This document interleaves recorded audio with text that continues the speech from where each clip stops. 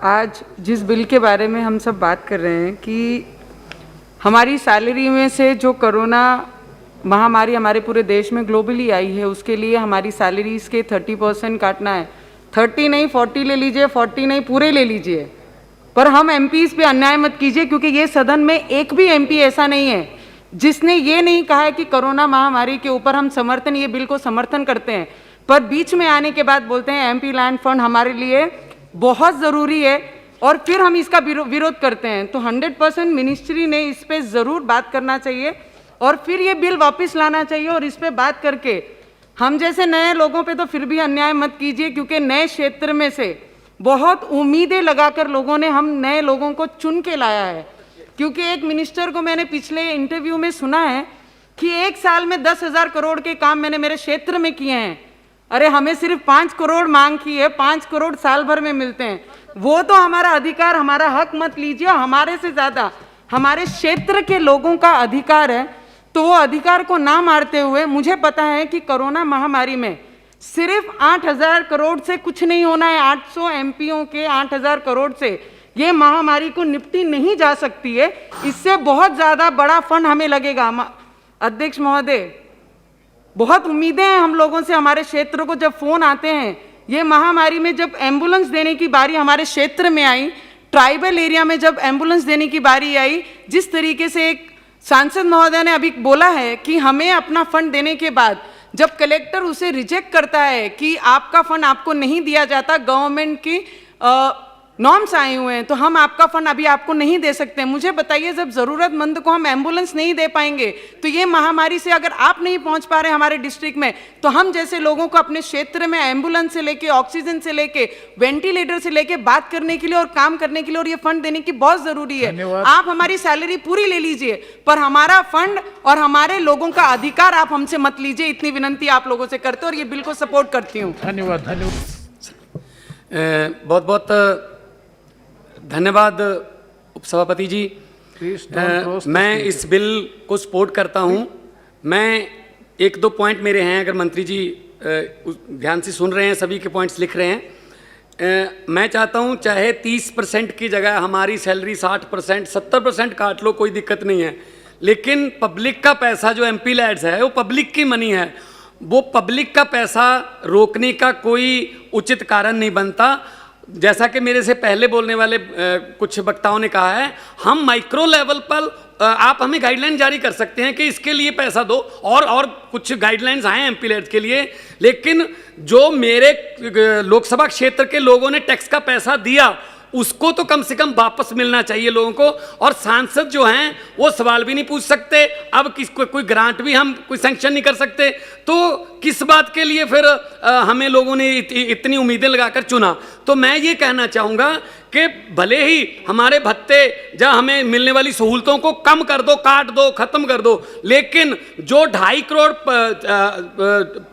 जो हर 6 महीने बाद 5 करोड़ जो बल्कि मैं तो चाहता था 25 करोड़ किया जाता उसको, जो अभी 5 करोड़ है 1 साल का, तो मैं इस बिल की सपोर्ट करता हूं। लेकिन साथ साथ में ये भी मैं हाउस का सेंस भी यही है कि एमपी लैड्स जारी होना चाहिए ताकि हम लोगों का जो पैसा है लोगों पर ही लगा सके। Sir, thank you sir, for allowing me to speak.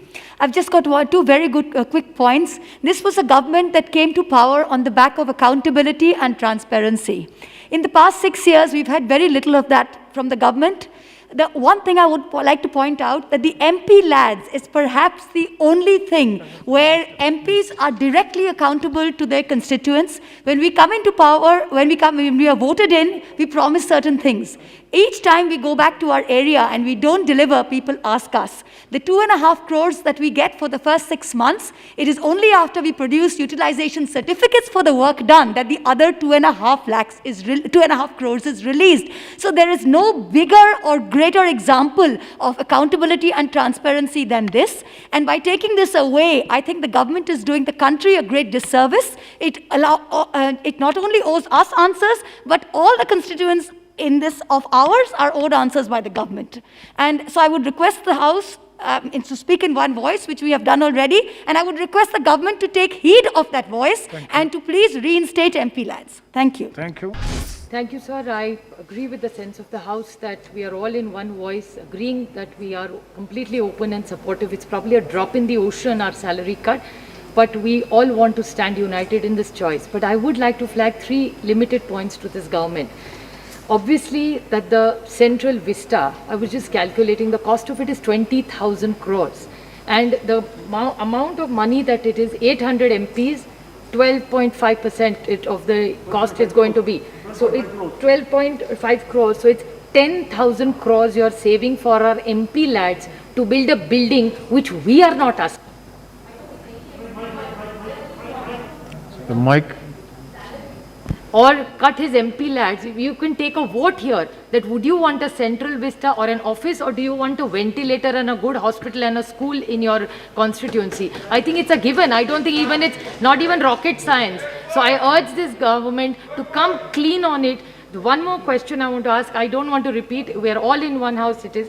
I just want to ask this. I remember when Dr. Manmohan Singh ji was the Prime Minister and the late Honorable Pranab Mukherjee was the Finance Minister. He had an austerity measure drive that time. I want to ask this government, why are you not reducing your government expenditure to make sure that the costs come down?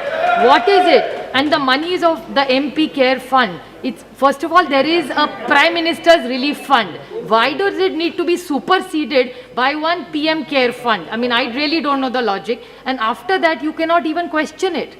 So what is the logic of, and why no transparency? This whole government constantly talks about transparency. What do they have to hide that they needed to create one more layer and have this? They are reducing subsidies. Look at crude oil. Crude oil globally is going down. In India, petrol and diesel prices are going up. What is the logic? So can somebody come clean in this government and guide us? So Yes. I urge to, in one hand, that we are completely happy to give up our salaries. MP lads need to be calm, and this entire Central Vista project must be cancelled right now, and and more ventilators must be brought for the common man in this nation. Thank you very much. अब खबरें पाइए सबसे पहले हमारे mobile news application पर। Android या iOS platform पर जाइए, HW न्यूज नेटवर्क को सर्च कीजिए, डाउनलोड कीजिए और अपनी सुविधानुसार भाषा का चयन कीजिए। खबरों की भीड़ में अपने काम की खबर पाते रहिए। अगर आपको हमारा ये वीडियो पसंद आया है तो आप इसे शेयर करें, फेसबुक पर हमारे पेज को लाइक करें, ट्विटर पर हमें फॉलो करें, यूट्यूब पर ज़रूर सब्सक्राइब करें ताकि आपको हमारे हर खबर की अपडेट मिलती रहे।